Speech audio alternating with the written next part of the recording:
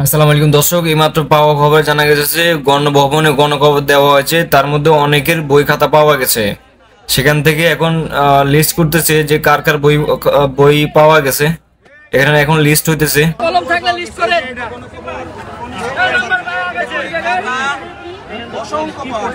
সবার বই খাতা দেখা হচ্ছে এখানে কার কার নাম আছে। তো ইতিমধ্যে দুইটা লাশ অলরেডি পাওয়া গেছে এবং বাকিগুলা খুঁড়া হচ্ছে মাটি, যে কার কার গণকবর দেওয়া হয়েছে সেটাই এখন ওনারা খুঁড়িয়ে দেখছেন এবং বই খাতা চেক করছেন কার কার নাম আছে সেটা এখন লিস্ট করা হচ্ছে।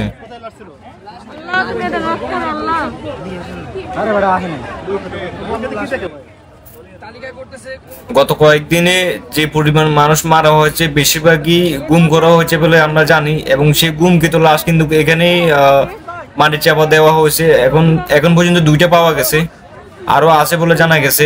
সবাই মাটি খুঁজতেছে আরো লাশ বের করার জন্য।